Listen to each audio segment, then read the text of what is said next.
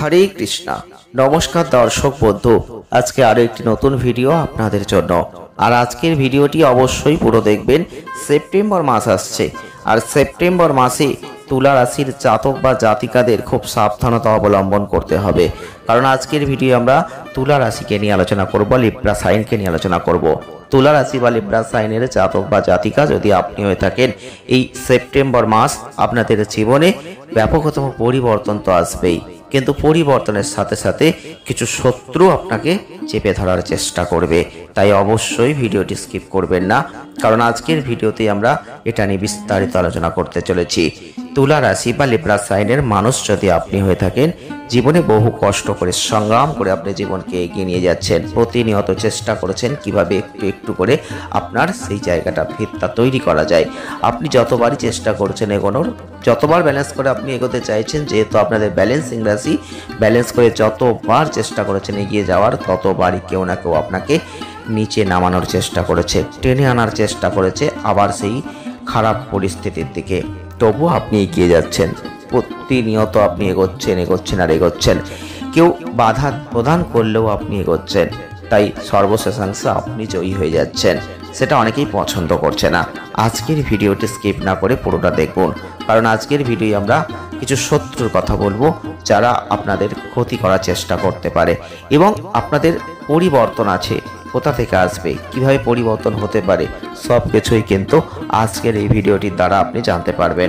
ভিডিওটি স্কিপ করবেন না। যারা তুলা রাশি বা লিব্রা সাইনের জাতক বা জাতিকারা আছেন, তাদের এই সেপ্টেম্বর মাস কতটা পরিবর্তন আসবে, কতটা খারাপ পরিস্থিতির সৃষ্টি করবে, কতটা অর্থ লাভ করতে পারবেন, সব কিছুই জানতে পারবেন। প্রথমেই বলবো, তুলা রাশি বা লিব্রা সাইনের মানুষ যদি আপনি হয়ে থাকেন, তাহলে আপনারা হচ্ছেন ব্যালেন্সিং করার রাশি। আপনারা যে কোনো কিছুকে ব্যালেন্স করতে পারেন, সেটা অর্থ হোক, সেটা কর্ম হোক, সেটা জীবনে চলার পথ হোক, যাই হোক, কাজের পরিবেশ এই মাসে যথেষ্ট ভালো থাকবে। কাজের উপর একটা মনোযোগ আপনাকে দিতে হবে। কোনো জটিল জায়গা আসছে না, তবুও বলবো কাজের জায়গায় খেয়াল রাখবেন।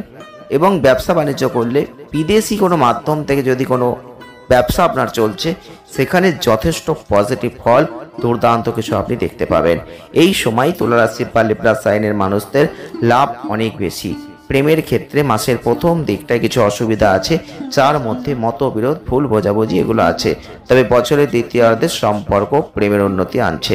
আপনি আপনার সম্পর্কের প্রতি একটা মনোযোগ দেবেন, এটা করার মধ্যে দিয়ে আপনি যথেষ্ট ভালো কিছু অর্জন করতে পারবেন।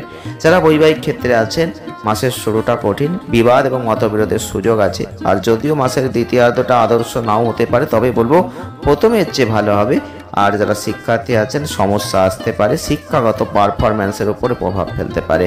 তাই আপস অ্যান্ড ডাউনসের মধ্যে দিয়ে এগোবেন, উত্থান পতন আছে। এই সময় আপনাকে মনোযোগী থাকতে হবে, আপনার স্বাস্থ্যের দিকে যত্ন নিতে হবে।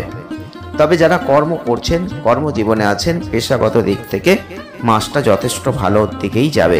সেপ্টেম্বর মাসটায় আপনি দেখতে পাবেন আপনাদের রাশির অধিপতি শুক্র, আর তার অবস্থানের উপর ভিত্তি করে কর্মক্ষেত্রে একটা পজিটিভ পরিবর্তন আসবে। আপনি আপনার সহকর্মী পরিবেশের সাথে সংযুক্ত বোধ করবেন, তবু এটা আপনার কাছ থেকে বিচ্যুতি আনতে পারে।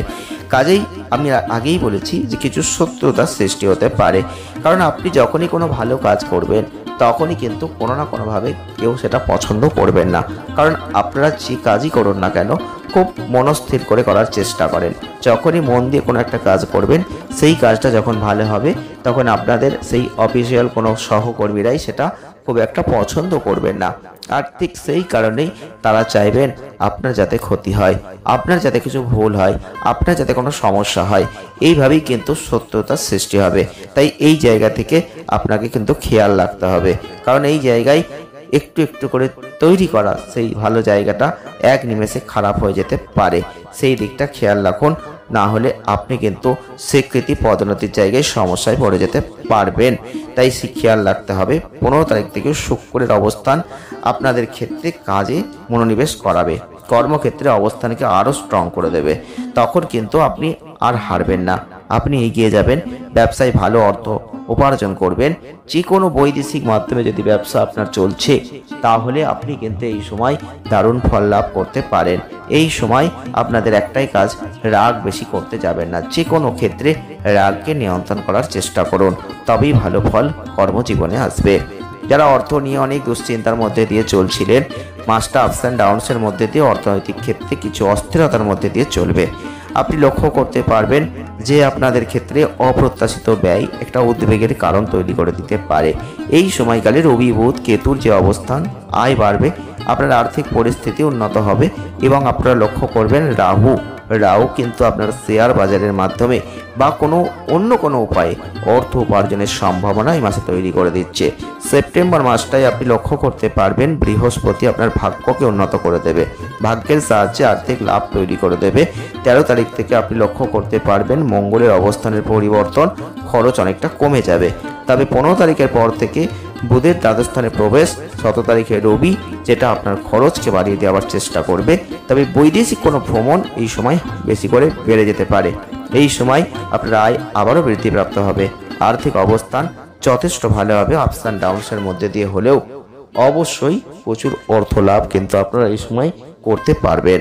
যারা স্বাস্থ্য নিয়ে অনেক চিন্তা ভাবনার মধ্যে দিয়ে এগোচ্ছেন, স্বাস্থ্য খুব একটা ভালো আপনাদের অলরেডি চলছিল না, তো স্বাস্থ্যের দিক থেকে প্রথমেই বলবো আপনাদের ক্ষেত্রে রাহু পঞ্চম স্থানে, রবি বুধ কেতু একাদশ স্থানে, পেটের সমস্যা কিন্তু থেকেই যাচ্ছে। তাই পেটের যে কোনো সমস্যা সম্পর্কে বিশেষ সতর্কতা রাখতে হবে, উপেক্ষা করলে গুরুতর সমস্যা আসতে পারে। সেপ্টেম্বর মাস আপনাদের ক্ষেত্রে শনি যে শরীর স্বাস্থ্যে খুব বড় সমস্যা আনবে তা কিন্তু নয়, কিন্তু মঙ্গল শনির দৃষ্টি থাকলে পেটে বিভিন্ন রকম সমস্যা আসতে পারে, টিউমারের সমস্যা আসতে পারে। অবিলম্বে মোকাবেলা করার জন্য চিকিৎসকের প্রয়োজন আছে।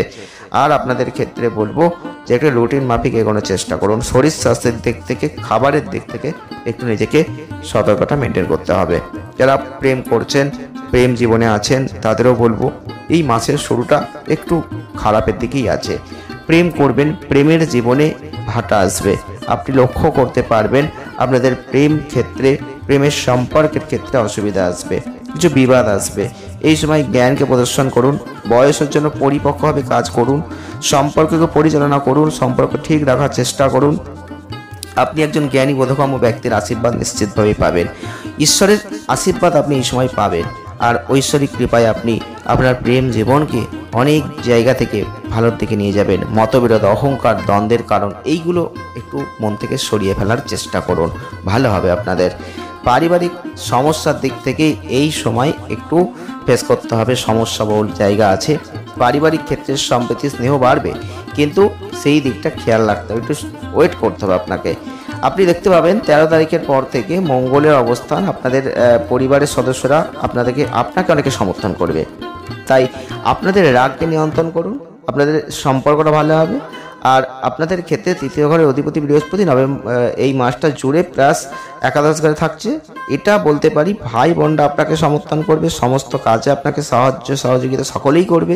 আপনি আপনার ব্যবসাকে বাড়াতে পারবেন, ক্যারিয়ারকে এগিয়ে যেতে পারবেন, ধর্মীয় তীর্থযাত্রায় যেতে পারেন, পিতামাতার স্বাস্থ্য ভালো থাকছে, বাড়িতে একটা আনন্দের মুহূর্ত তৈরি হচ্ছে।